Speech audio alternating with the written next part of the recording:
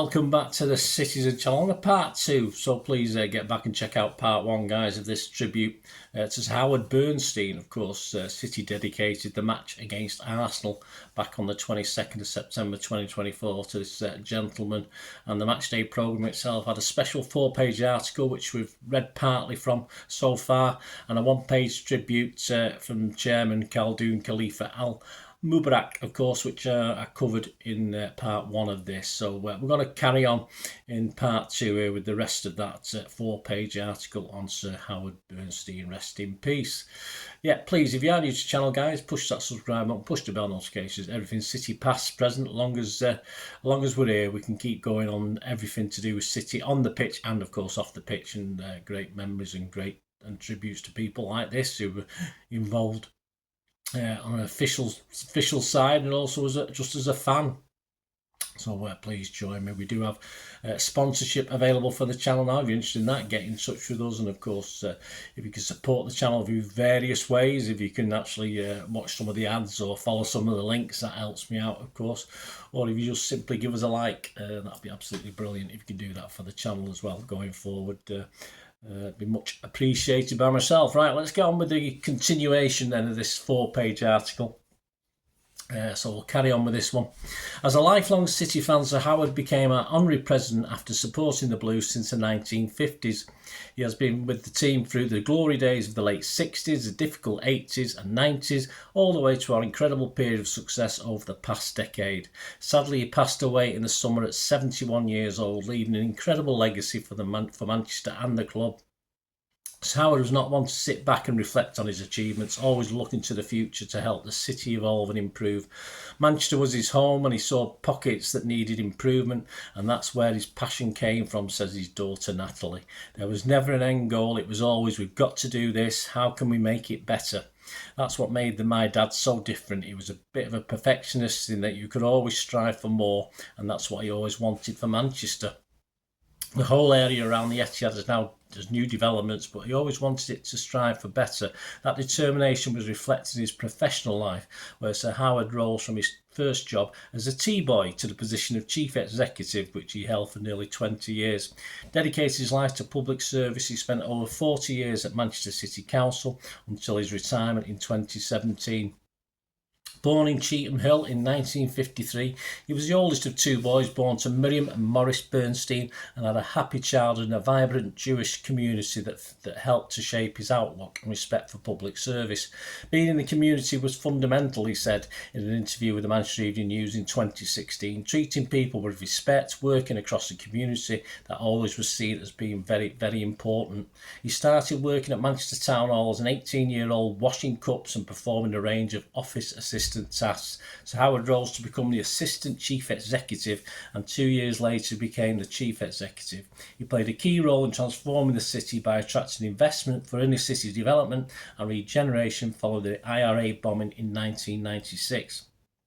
As a result of his efforts, Manchester evolved into a leading metropolitan city recognised globally as a hub for academic study, business enterprise, art and culture. He initiated a number of broader regeneration projects, including a range of major commercial transport and cultural developments, with the advent and then expansion of Metrolink, the Bridgewater Hall home, the Manchester Conference Centre and the City Art Gallery. Bringing the Commonwealth Games was transformative for the city, particularly for East Manchester, which saw new homes as well as the National Squash Centre and the Manchester Regional Athletics Arena. The Manchester Aquatic Centre was built close to the city centre as games increased sports participation levels and encouraged Mancunians to lead more active lifestyles. Of course, the Etihad was a jewel in the crown, and for Sir Howard it was a proud moment to see his beloved Blues take to the pitch.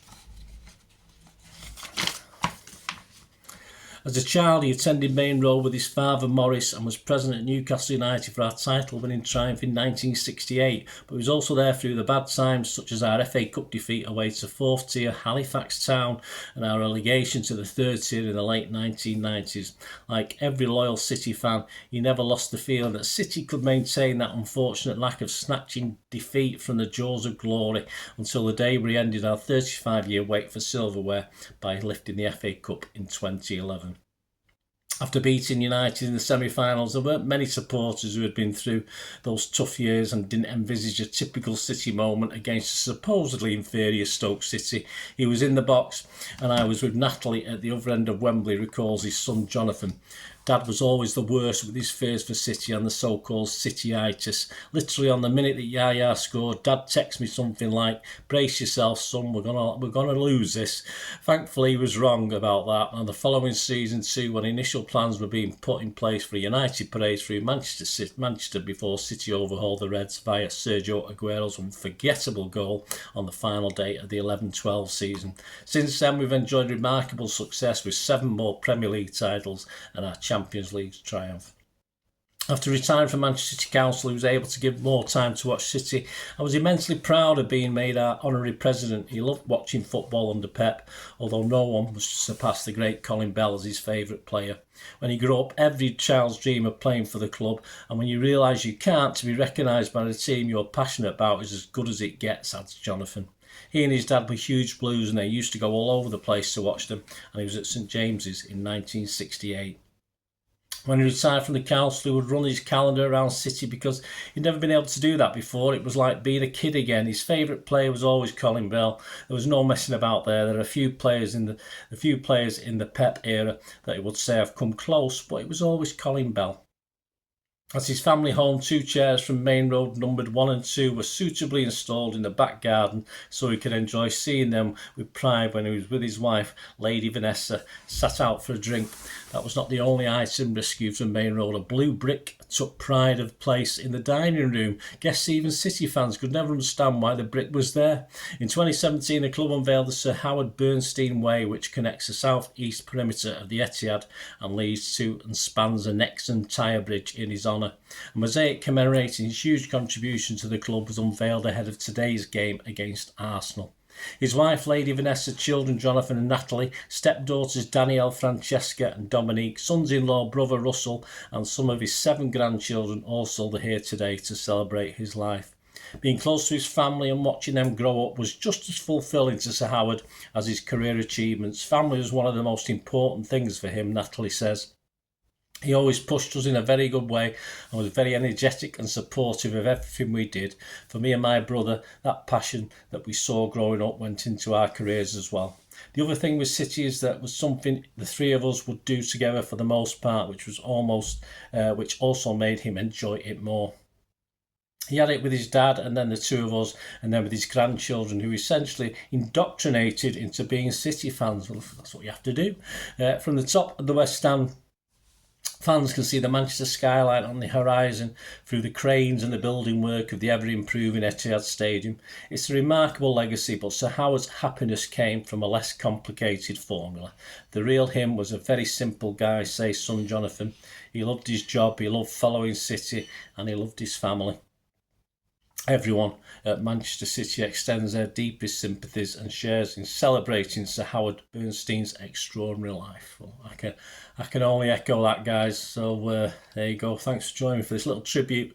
Of course, my thanks to the City magazine. I took this from the City versus Arsenal matchday programme. For some of you out there might not have got a copy of that, and probably plenty of you. But I just thought I'd reiterate that and share my tributes as well for Sir Howard Bernstein.